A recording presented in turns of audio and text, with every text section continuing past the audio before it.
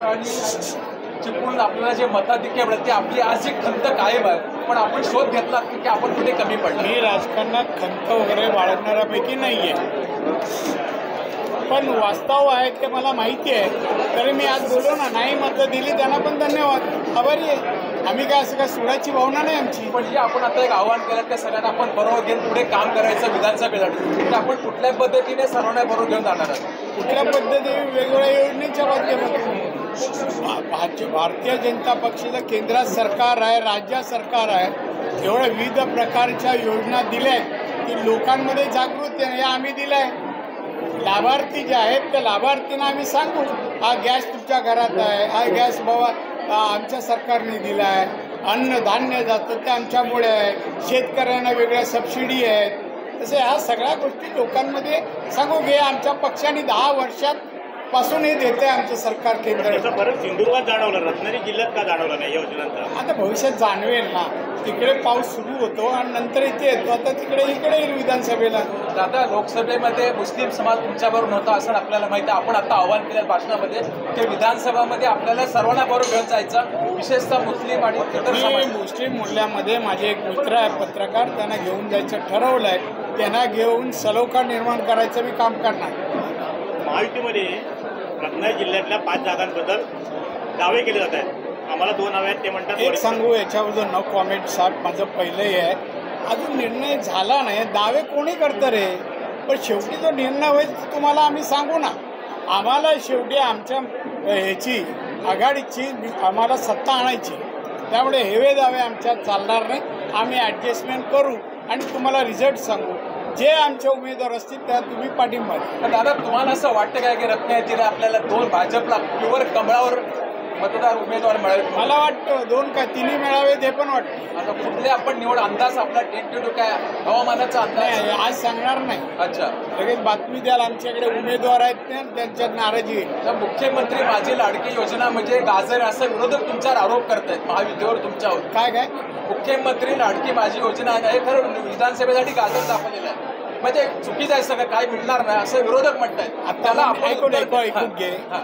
त्यांची वाक्य आम्हाला सांगू नको. आतापर्यंत जेवढ्या योजना दिल्या आणि अंमलबजावणी आहे, हे गाजर आहे? सांग, केवढ्या हजारो संख्येने योजना आहेत आणि आज सुरू आहेत.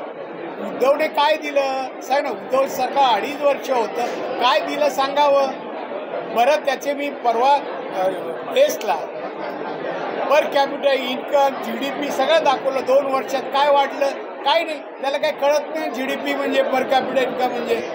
महाराष्ट्रामध्ये गेले 2-3 दिवस अमोल मिटकरच्या वादात जे आरोप प्रत्यारोप होत आहेत, त्याने राजकारणाचा स्तर खाली गेला असं वाटत नाही? नाही, जे आरोप करतायत, जी अनपार्लमेंटरी वर्ड वापरतायत, त्यांची वैचारिकता खालावली आहे. याचा अर्थ त्यांच्या पक्षाचा दर्जा खालावला आहे. BJP दर्जा खालावला नाही, तो उलट वरच्या दर्जाला पोचला आहे आणि त्याच्यामध्ये इम्प्रूव्हमेंट होतं. केंद्र सरकारच्या माध्यमातून आता या रत्नागिरी सिंधुदुर्गाला पहिलं प्राधान्य आपण कशाला दिलं आहे? केंद्र सरकारच्या माध्यमातून खासदार आणि नेत्याने रत्नागिरी सिंधुदुर्गातल्या कुठल्या प्रश्नाला आपण प्राधान्य?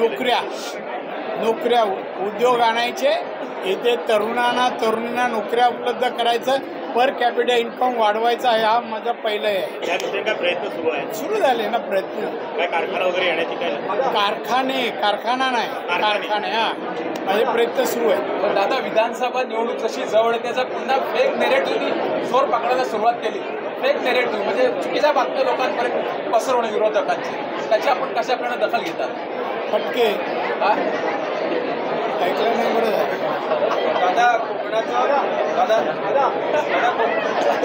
कोकणाचं 55 TMC पाणी हे मराठवाड्याला दिलं. कोकणाचं 55 TMC पाणी मराठवाड्याला दिल्याचं मुख्यमंत्र्यांनी या ठिकाणी घोषणा केलं. कसं पाहता आपण?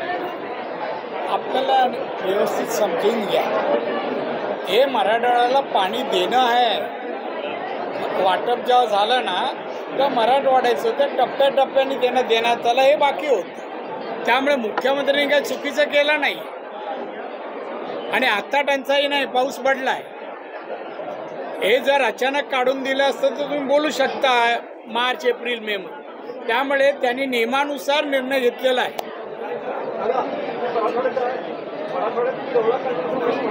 हो. प्लॅनिंग मी तुम्हाला देणार ना, तारीख देणार, वेळ देणार, 2-4 पत्रकारांची गाडी आहे माझ्याबरोबर. आपलं नाव पाहिजे घेतो मी. पण नेमकं मराठवाड्यात का निवडला?